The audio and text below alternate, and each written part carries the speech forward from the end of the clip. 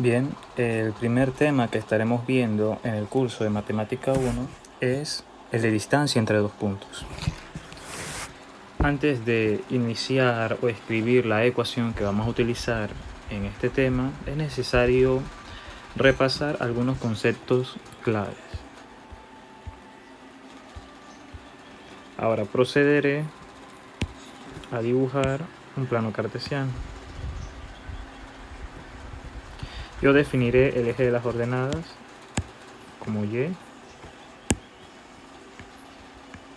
y este eje X, ¿no?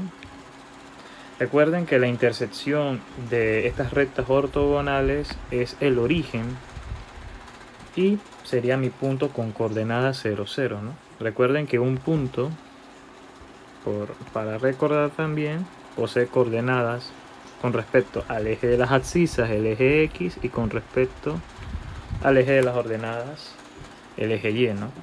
Y esa es la expresión que tiene un punto. Ahora bien, este punto que estoy colocando, ese punto de intersección, tiene coordenadas 0, 0. Ese va a ser mi punto de referencia.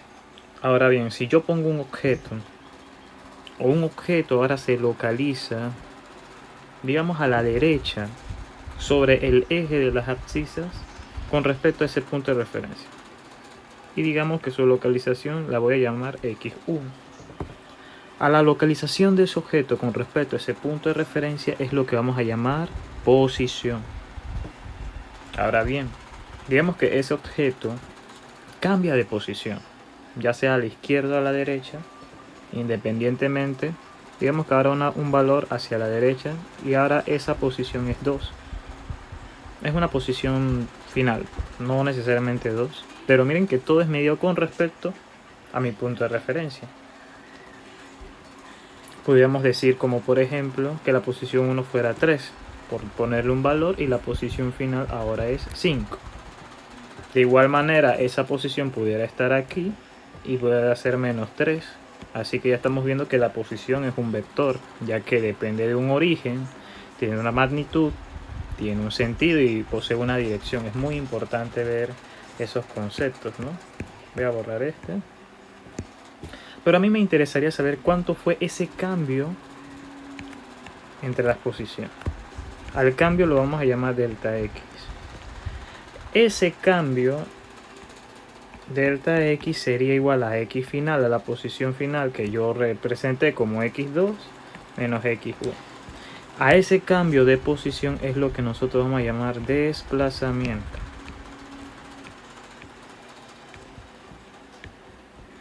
Y si notan, el desplazamiento también depende del origen, depende de la magnitud, de la dirección y el sentido. El desplazamiento es un vector, pero nosotros queremos distancia.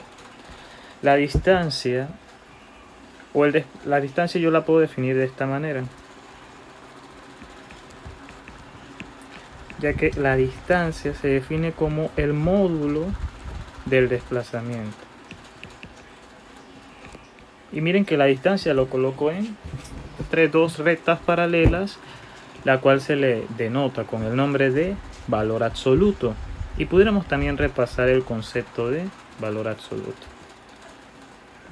Si yo trazo una recta numérica, ya que vamos a verlo solamente de manera unidimensional, y coloco mi referencia aquí, digamos que este es C, ¿vale? Digamos que dicha partícula que ya habíamos obtenido o ya habíamos visto está aquí en una posición. Digamos que esa posición es 3 unidades a la derecha.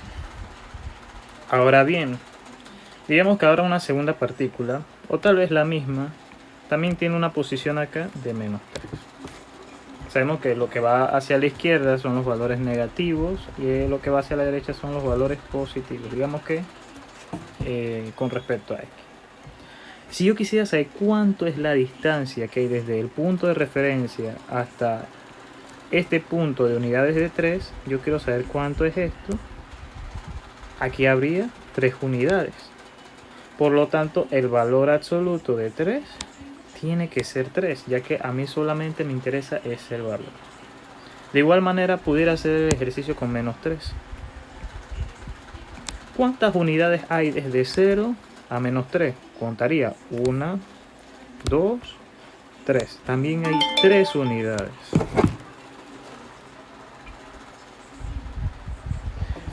Y si notan, entonces yo puedo llegar a la conclusión que el valor absoluto de menos 3 es 3. Así que el valor absoluto prácticamente es una distancia, la distancia que hay desde la posición del objeto con respecto a un punto de referencia. O sea, solamente me interesa la magnitud.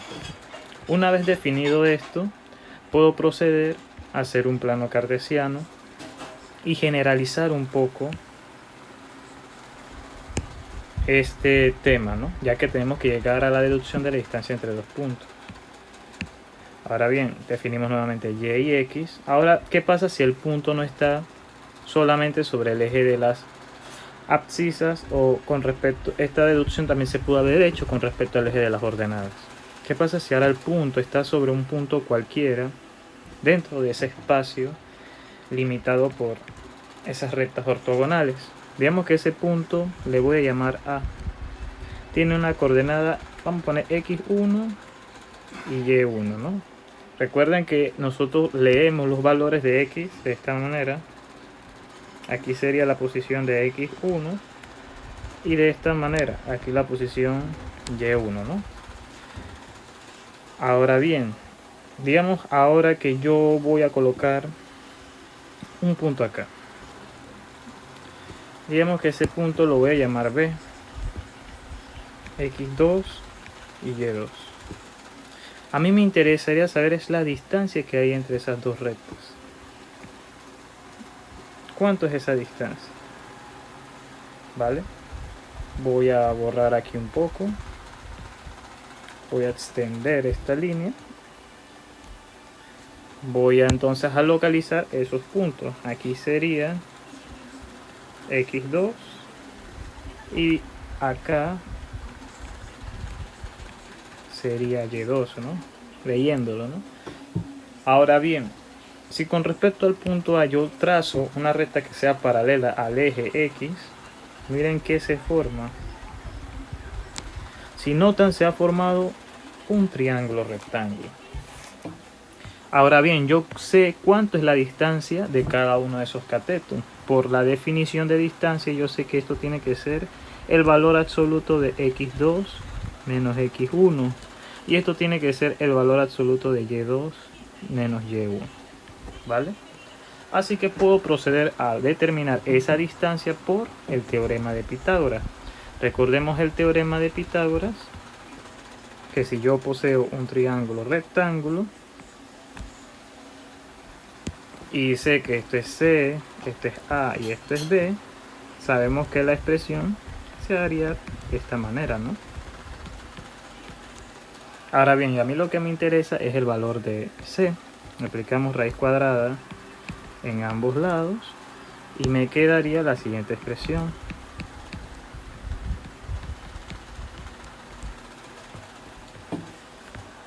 Ahora, reemplazando esta expresión con respecto al triángulo que estamos analizando, yo puedo decir entonces que la distancia necesariamente tiene que ser al valor absoluto de x cuadrado, x2 menos x1, todo esto al cuadrado, el valor absoluto de y2 menos y1, todo esto al cuadrado. Ahora bien, a pesar de que estamos colocando valores absolutos, si notan, esa diferencia están elevadas al cuadrado, así que independientemente si les da negativo o positivo, miren que al estar elevado al cuadrado ese signo no va a interferir con la respuesta. Por eso es que hay libros que simplemente lo dejan de esta manera.